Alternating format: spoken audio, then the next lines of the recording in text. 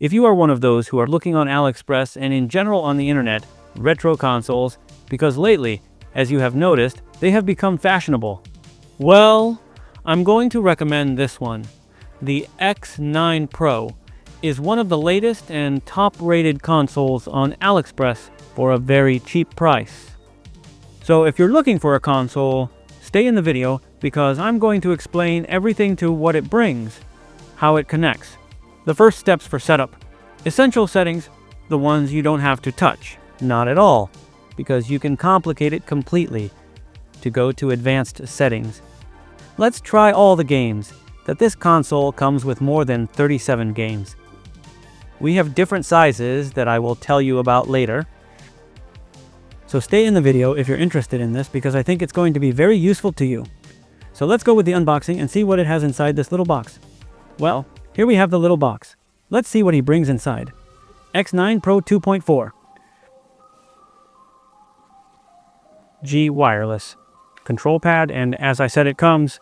This is the 64 GB. We also have 128 and 256 GB. Let's start. Here, of course, we have the consolita, so we're going to see this for later. Let's start with this. We have the manual, quite extensive. It explains the operation of each connection. Also of the controllers, of course, we have them here. We're going to see it later. The controls, the joysticks, and we have the cables.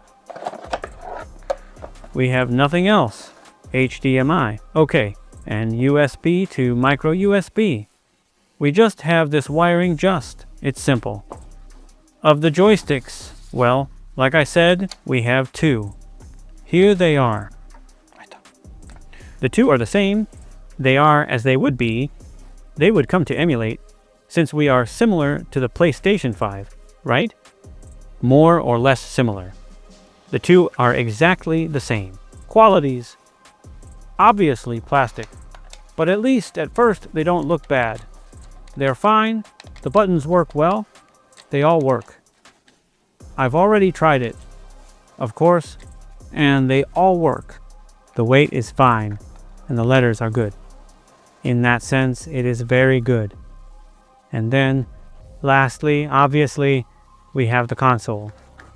But before we look at the console, we have here a USB spike that is for the Bluetooth or wireless connection of the joysticks. If we don't have this installed on the console, on the device, they won't work for us, and it usually works with these controllers. I've already tried other controllers, for example, Xbox, PC, PlayStation 4, and obviously they don't work with this device. And now, let's move on to the little consultation. It's this, guys. Look, it comes with a sort of buttons that none obviously work. Here we have the micro USB, which is where it is going to be powered to work. We have the SD card, in this case of 64 GB, as I said. There. And we have the USB to connect the antenna to this for. There we are. Little, and to connect it, obviously, we have to remove this cover and we find a suitable port. Obviously, it is compatible with any television or monitor that has HDMI of any resolution. If you want to see a little more detail, zoom in a little so you can see. They are shaped like a console, but no button does anything. It's all from view, just for a fill. For the connection, it is very simple. We can connect it directly to our TV or our monitor, but in some cases, for example on my television, I had to connect it with this cable. It is so that everything is not so close to us, and that sometimes, because of the space, it does not fit us. So we directly do this goes to the TV or the monitor, and we connect the device in this HDMI. It's like an extension cord. In this case, it's going to be much more comfortable. And for it to work, we connect it to any USB. It can be the USB that comes with the monitors or televisions, and we connect the micro USB here. And it's going to turn on. It's going to put a colored LED. I think it's on this side, green. If not, it will be red, which means that the HDMI is connected, but the device is not turned on. And that would be it for the connection. Well, here we are already on the main screen of the console that we are going to find, as I said, and as you must imagine, a lot of 18, 16, 32, and 64-bit consoles. That is, from the family games to... Then, for example, from Nintendo 64, we are also going to find emulators. The menu, as you can see here, is actually quite simple. We can unlock it and have a much wider menu where we will be able to touch settings, for example, in the controllers, in a lot of things. To do that, we have to go to a lock UI mode here, and we have to make a combination of buttons that is B, B, B, A, B. We wait a few seconds and the advanced menu is unlocked, you could say, right? It's an advanced menu. It goes back to the main menu. We press start again, and as we can see, we see a lot of more options. The advanced or extensible menu is good for people who like to look for information, get a little bit of a cache, search, touch a little. As for example, in emulator configurations, for example, we have the resolution of the device itself. I recommend that you do not modify this because in total, the games are not going to be seen in 4K because they are retro games. But for example, you have a television, you set it up 4K, but your television is not 4K. You'll lose the image directly from your device when you restart it and apply your changes. And to be able to reverse that, you have to touch some things, and the truth is that it is quite complicated. So in this case, I recommend that you leave it like that you don't touch absolutely. And here, for example, we can also see here for example, when we turn it on, the welcome video appears. The truth is that it doesn't make any sense. We can disable it, and also that it changes because there are different welcome videos when we turn on the console. We can configure it for you because the truth is that it doesn't bring anything. It doesn't improve or worsen the system. You're just going to be waiting there for a minute, and without any sense as well. If we go into game settings, we're going to see several options also refer to the graphics, such as the appearance, the aspect ratio of the games that we will be able to view. In this predetermined sense comes 16.9. That is, it is. If you have a very large television, 40 and 55 inches for example, you may be a little warped by the game, right? The screen of the video game, and also as well as the pixels are too big. In some cases, if the games are very old, then you will see blocks like that. Colors that you will be able to play, but it will be a little not very visually comfortable for those of us who are going to play that type of old game. But well, if you have a monitor, for example this one, 27 or 32 at most, you can also leave it at 16.9, or if you want to keep the size or aspect ratio of that time, you enter this option with a button, and you go to one that says, we look for it. It's core provider. You put this one on, and the games will be seen with the black vertical lines. Because remember that at that time, there were no landscape televisions, or I sometimes use it this way, sometimes 16:9. That the truth is for each one. I usually use it that way because it gives me the feeling that I'm playing with a television from that time, although it has nothing to do with it. But well, it places me a little more in that time. Then, something important is the bilinear. Filtering. This basically what it does is when you have good, very large televisions or very large monitors will round off the edges a little and it will be barely blurred. It is almost imperceptible to the human eye. The image is going to look a little blurrier. That's so you don't see those edge imperfections. So it's a smoothing. the one of a lifetime, a smoothing. If you don't like it and want to use it, for example, on a monitor of this size, and you want to see it as it looked at that time, you turn it off and that's it. I use it that way so that it looks a little better and I don't get so tired of the eyes. Is that it? What I just told you is at the general level of the console. But if we want, as I think I had mentioned to you at the beginning of the video, we can customize each configuration of each emulator. This is good. This in game settings, in persistent advanced configuration, you enter and you will be able to configure individually. For example, let's look at Game Boy. We go in and you can set the resolution, the aspect ratio, what we just saw, the shaders, well, a lot of things. But basically it's that you can play absolutely any configuration of every emulator or every console that you have inside this device. Obviously, we can go back to the menu to a simpler menu. For example, if you have children and you don't want them to accidentally touch something and they set up the device and you can't use it, or you have someone at home who likes to investigate and also touches and breaks it, well, to get it back to that easier, simpler state of menu, you have to go back to where were we? He left me, he left me, he left me, he left me? I think he was here. Here we are.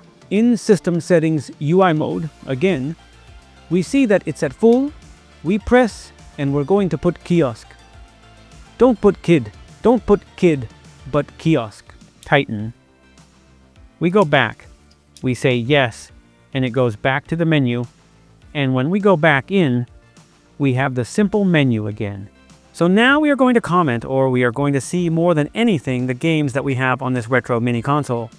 As we can see, it has 37.589 games, almost 40 games.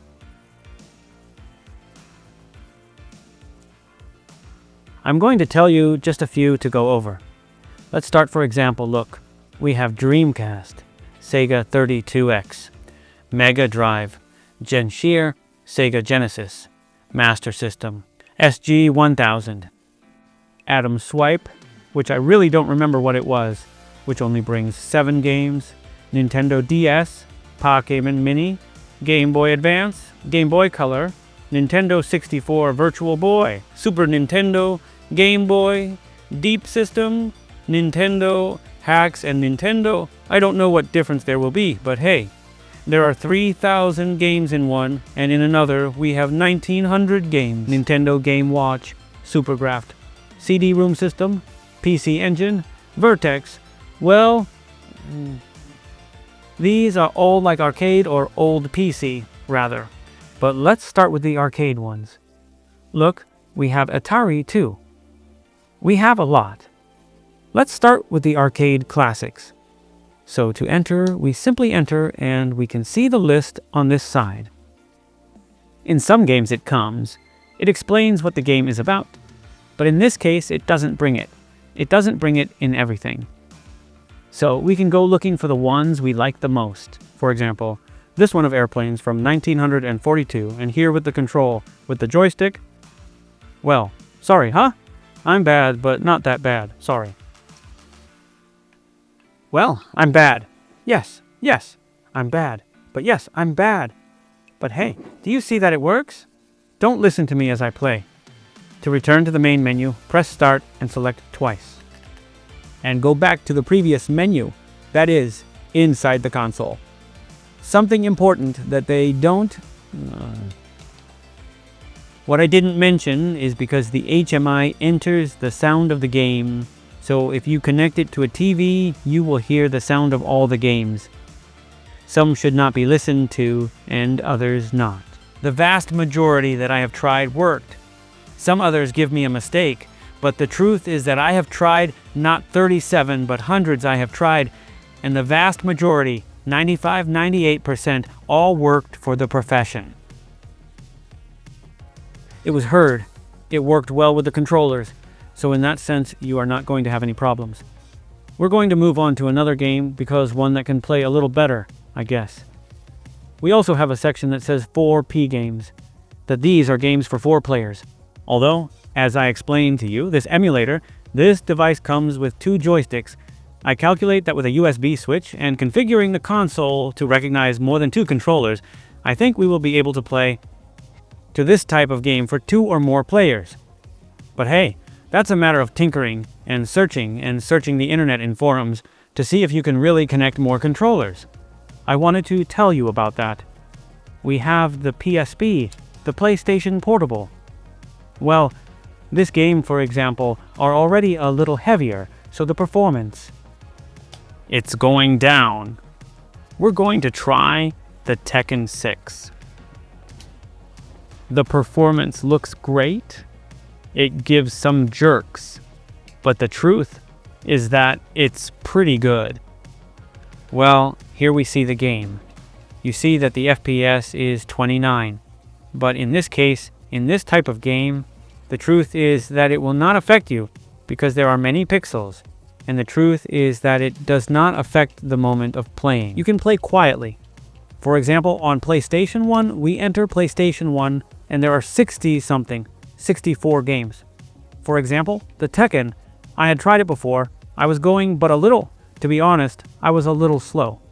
Then, also searching the internet, I saw that on the console, we have a section where it checks the BIOS of each emulator. Look, I'm going to show you now. To do this, we have to activate the advanced mode again. Going into the game settings option, we're going to go down, and it's over here. Missing BIOS check. You enter and you get all, in addition to the games. Also some games that are missing some files, but you also see the BIOS of each emulator. Then also searching on the internet in forums, I downloaded a pack of the BIOS of this console. I connected the SD card that this mini console brings to the PC and entered the folder where the plane is. Although those files were there, it is clear that for some reason they were corrupt or did not work well, so I downloaded that pack that I told you about, I copied them, I replaced them, and once I played back, the game started to go a little much more fluid. So I recommend you, if you have a little problem with a game, that you go to this one, that you check to see if it is missing to a BIOS or BIOS files. They can be, even if I tell you that they are missing, they can be the same.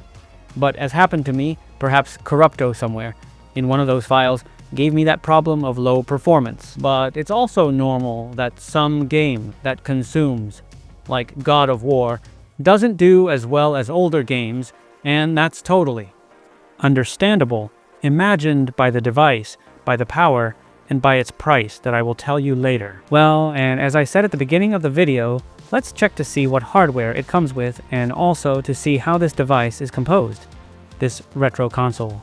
So we're going to open it up. You just have to remove this cover very carefully, obviously, and we are going to find this thing that was already visible, this metal thing. Let's see what it brings. Very carefully. I don't want to break that it's new, that it's still working. Here I think that on the other side, he does not appear to see anything. Let's see if this can be pulled out. Here we have this little plate to isolate. Here we have the RAM. This I understand to be the RAM chip. And we have here, we can see it's homologic S905X3. Let's see, can you see it there?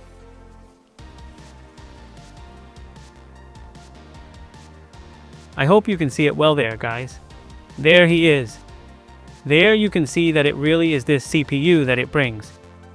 It is okay. As I said, some users have said that it did not have the one they said in the description. But hey, bring this one. Here he brings a thermal pad for the subject of temperature. But it's very simple, really. I don't want to take it apart too much. Let's see if I break it, or if it's stuck on this side, which doesn't look like it's stuck. But hey, I don't want to force myself not to break it, because obviously I'm going to use it a lot. So we leave this again, and this would basically be the device, right? Simple device with the corresponding processor, and that's it. There is nothing else to see in this case, the internal part of this retro console. Well, as I said at the beginning of the video, I think it is a good option for those who are looking for a retro, economical console, and the truth is that for its price and quality, it is worth it. Although, as I said, the controllers are not of great quality either, they work perfectly well. Something important that I did not say is that I recommend that the console is not too far from the controllers, because it is true that sometimes they start to fail a little. After 2 meters or 1.5 meters, they start to fail a little. So in this case, I tried it very close, and at no time did I lose the connection, nor did it stop working. I don't know if I mentioned it. I guess. We have to put energy into it. AA, which doesn't have the batteries, but hey, that's the least of it. I have rechargeable ones. I recharge them and I continue playing without any problem. In short, if you are looking for a console, as I said, economical, I recommend it. It has a lot of games. You see that the handling is quite simple. Something I didn't tell you also is how to save. We simply press the 2 sticks down and a menu will be displayed where we will be able to save the game. It's that simple. Nothing else. And so, if it's a very old game, you don't have to start all over again. Like for example, Road Rash, when you turned off, you start it again. In this case, I save the game when I get tired, and after a while, I continue playing it. So the price, I don't know if I said it. No, just $36 or 36 euros with the 2 controllers, with the 2 64GB joysticks. I think the 256 gigabytes. I think, something of $45 or $50. Also, the truth is that it is not expensive at all. I leave you the direct link to AliExpress of that console in the description of this video. You know, if you liked it, if it worked for you, I'm going to ask you to leave a like, subscribe to the channel, and share it so that you can reach more people and we can put together a much larger community. So any questions or comments about this product, you can leave it in the comment box, which is what I will answer as quickly as possible. Without further ado, thank you very much for being there and see you in the next video. Bye bye.